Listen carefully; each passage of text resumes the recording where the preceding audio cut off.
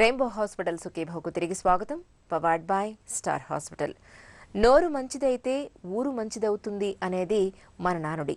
నిజమే, నోరు మంచిదైతే ఊరు మాత్రమే కాదు, మన ఆరోగ్యం కూడా దివ్యంగానే ఉంటుంది. కానీ మనకు తెలుసో తెలియకో చేస్తున్న తప్పులు ఇవాళ మన దంతాలకు శాపాలుగా మారుతున్నాయి. జంక్ ఫుడ్ని అతిగా తినడం, తరచూ కోకోకోలాల వంటి పానీయాలను తాగడం, మద్యం వంటి వ్యసనాలు, చివరికి మనం వాడే మందులు కూడా మన దంతాల్ని పాడు చేస్తున్నాయని చెబుతున్నారు డాక్టర్లు. మన అలవాట్లతో దంతాలకు ఎదురవుతున్న సమస్యలు, వాటిని నివారించుకునే మార్గాల గురించి డాక్టర్ని అడిగి ఇప్పుడు తెలుసుకుందాం.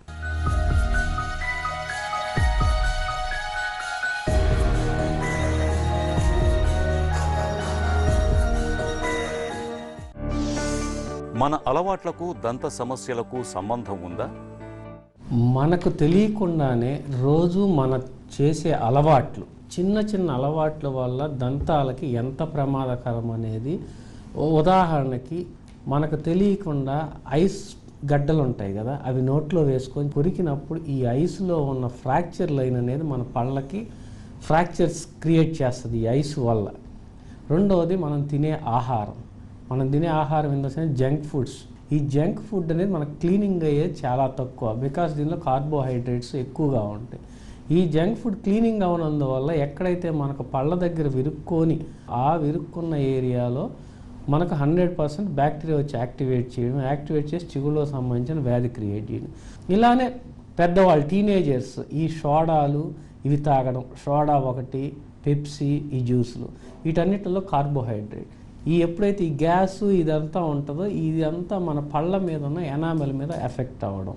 అలానే చిన్నపిల్లలు పెన్సిల్ కొరుక్కునే అలవాటు, పెన్సిల్ లోపల ఉన్న లెడ్ అని ఉంటుంది, ఆ లెడ్ పాయిజనింగ్ అనేది మీకు తెలియదు, అది చాలా ప్రమాదకరం. లెడ్ పాయిజనింగ్ వల్ల మన చిగుళ్ళ మీద నల్లగా ఘాటులాగా కనపడుద్ది. ఇది మొదటి దశ లెడ్ పాయిజనింగ్లో. ఆ తర్వాత క్రమేణి బాడీలో ఉన్న ప్రతి ఆర్గాను పాయిజన్ అవుతాయి. అన్నిటికన్నా ముఖ్యమైన అలవాటు టీ, కాఫీ. ఎవరి ఇంటికి వెళ్ళినా కూడా మనం టీ, కాఫీ ఆఫర్ చేస్తుంటాం, లేదంటే జ్యూస్. దీనివల్ల మనం కాఫీ, టీ తాగి మనం ఇంటికి వెళ్ళి మనం శుభ్రం చేసుకునే టైంకి మినిమం అట్లీస్ట్ 2-3 గంటలు మన దగ్గర ఉంటుంది. ఈ 2-3 గంటల్లో కాఫీ పోయి అంటుకోవడం, ఈ అంటుకున్న కాఫీ ఆ ఏరియాలో మైక్రో ఆర్గానిజమ్స్ రావడం, మళ్ళీ సేమ్ సైకిల్. ఎప్పుడైతే మనకు ఏ ఆహార పదార్థం అంటుకుంటుందో దీనివల్ల. Fourth, chocolates. ఈ చాక్లెట్ల వల్ల ఇవి ఎప్పుడైతే పళ్ళ మీద విరుక్కొని పోకుండా అంటుకొని ఉంటాయి, ఈ చాక్లెట్స్ కానీ మీరు బయట మాల్స్కి వెళ్ళినప్పుడు క్యాండీస్ అంటారు, సాఫ్ట్ క్యాండీస్, జెల్స్, ప్రతి ఒక్కటి కూడా షుగర్ కంటెంట్ అంటుకునే స్వభావం. ఎప్పుడైతే ఈ అంటుకునే స్వభావం ఉంటుందో ఈ అంటుకున్న దాని మీద వాటి కోసం మన బ్యాక్టీరియా అక్కడికి చేరడం. ఇవన్నీ కాకుండా ఈ చిన్న చిన్న టైలరింగ్ చేసే వాళ్ళంతా కుట్టు పిన్నులు అవి ముందు పళ్ళ సందులో పెట్టుకోవడం, పళ్ళతో దారాన్ని తెంపడం, వీటి వల్ల ప్రతి ఒక్కరికి ఈ ఏరియాలో అరిగిపోతూ ఉంటాయి. పొగ తాగటం వల్ల దంతాలకు ఎలా చిక్కులు పెరుగుతాయి? ఈ స్మోకింగ్ అనేది మనం నోట్లో సిగరెట్ పెట్టుకున్నప్పుడు ఆ సిగరెట్లో ఉన్న వేడి, ఆ వేడికి మనకు లోపల పళ్ళల్లో ఉండే సెన్సిటివిటీ ఎక్కువ పెరగడం. చాలామందికి మనం మత్తు ఇచ్చినా కూడా సెన్సిటివిటీ రానంత పెరిగిపోద్ది. ఈ లోపల ఉన్న డెంటిన్ అనేది ఇరిటేట్ అయ్యి సెన్సిటివిటీ పెరగడం. అలానే ఆ వేడికి మనం చిగుళ్ళు కమిలి చిగుళ్ళ కింద ఉన్న ఈ బ్యాక్టీరియా మనకి ఎప్పుడైతే మనకు బాడీలో 2 రకాలైన బ్యాక్టీరియా ఉంటుంది, ఒకటి చెడుదైతే ఒకటి మంచిది ఎదుర్కొనేదానికి. ఆ మంచి బ్యాక్టీరియా చచ్చిపోవడం. రోజు ఎప్పుడైతే వేడి తగులుతూ ఉంటుందో ఒకే ఏరియాలో వేడి, కానీ ఫర్ ఎగ్జాంపుల్ మీకు తెలిసి ఏదన్నా ఒక పుండు పడితే పుండు మీదగా రోజు గీసుకుంటా ఉండండి, ఒక 2 నెలల తర్వాత అది క్యాన్సర్ కణం కింద మారుద్ది. మనకు ఏ దెబ్బ తగిలినా దెబ్బ హీల్ అయ్యేదానికి మనకు దేవుడిచ్చిన వరం అది. ఆ వరంలో మనకు హీలింగ్ అనేది నార్మల్ ప్రాసెస్, కొత్త సెల్ పుడుతుంది, సెల్ పుట్టి ఈ చర్మము ఇదంతా కవర్ అవుద్ది. కానీ ఎప్పుడైతే రోజు ఆ కవరింగ్లో మనం చేంజ్ చేస్తామో, రోజు ఉత్పత్తి అయ్యే సెల్ కన్నా ఏదో ఒక రోజు డిఫరెంట్గా వేరే రకమైన సెల్ ఉత్పత్తి అవుతుంది. ఆ వేరే రకమైన సెల్లే మన క్యాన్సర్. ఇది ఎక్కువగా సిగరెట్లు రోజు ఒకేసారి 4-5 తాగుతా అదే ఏరియాలో వేడి క్రియేట్ చేస్తూ ఉంటే మనకు వచ్చే క్యాన్సర్. మద్యపానంతో దంతాలకు ఎలాంటి సమస్యలు ఎదురవుతాయి?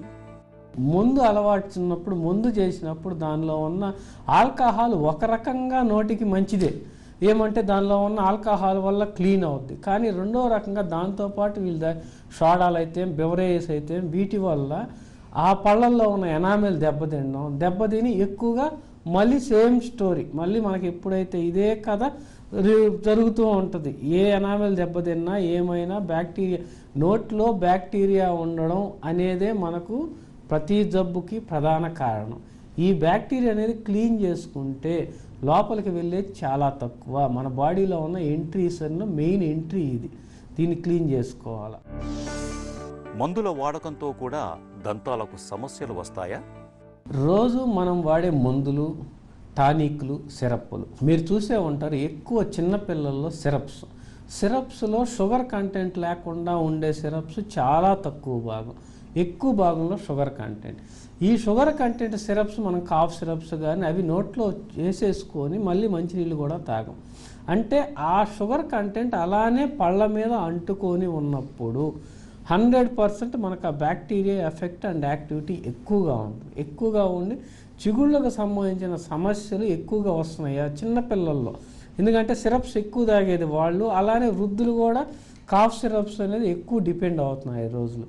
అలానే మనం వాడే మందులు, ఏ మందులు అయితే మనం వాడుతున్నామో మందుల వల్ల ఎక్కువ నోరు పొడిబారిపోవడం, అలానే ఈ మందుల వల్ల డైరెక్ట్ ఎఫెక్ట్ మనకు హార్మోనల్ చేంజెస్ రావడం. మనం మందులు వాడేటప్పుడు సరిగ్గా ఏ మందుల వల్ల ఏమి సైడ్ ఎఫెక్ట్స్ ఉన్నాయి, కానీ ప్రతి మందులు వాడుతున్నప్పుడు జాగ్రత్తగా ఒక 6 నెలలకు ఒకసారి దంత వైద్యం సంప్రదించుకోవడం, రోజు 2 సార్లు బ్రష్ చేసుకోవడం, అలానే మౌత్ వాషులు చేసుకోవడం, నోటిని శుభ్రంగా ఉంచుకున్నప్పుడు ఏ విధమైన వాడినా కూడా వాటి ఎఫెక్ట్ చాలా వరకు 90% తగ్గించగలం.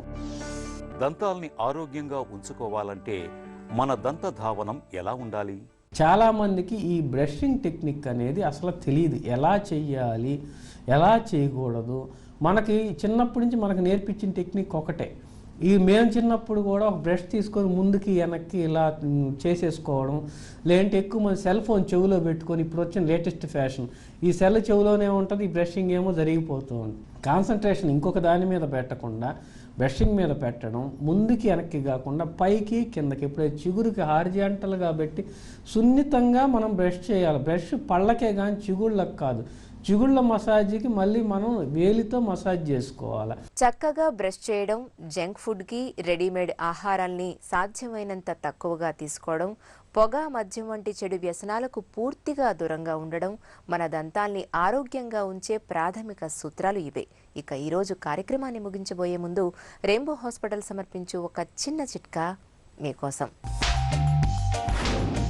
వట్టివేళ్లు, ధనియాలు, ఉసిరి, సుగంధపాల ఈ 4గింటిని సమపాళ్లలో తీసుకుని చూర్ణంగా చేయండి. ఈ చూర్ణాన్ని తాగే నీటిలో వేసి ఒక రాత్రంతా అలాగే ఉంచండి. తర్వాతి రోజంతా ఆ నీటిని తాగుతూ ఉండండి. వేసవి తాపం, అలసట, దప్పికల నుంచి మంచి ఉపశమనంగా ఉంటుంది. సుఖీభవ కార్యక్రమానికి సంబంధించి మీ విలువైన సూచనలు, సలహాల్ని వెంటనే మాకు రాయండి. మా చిరునామా Sukhibhava, ETV, Ramoji film city, Hyderabad 501512 లేదా sukhibhava@etv.co.in కు మెయిల్ చేయండి. మీ ఆరోగ్య సంజీవిని సుఖీభవ కార్యక్రమాన్ని ఇప్పుడు యూట్యూబ్ ఆన్లైన్లో www.youtube.com/etv news లింక్ ద్వారా కూడా వీక్షించండి. Main anchor dress courtesy by Neerus.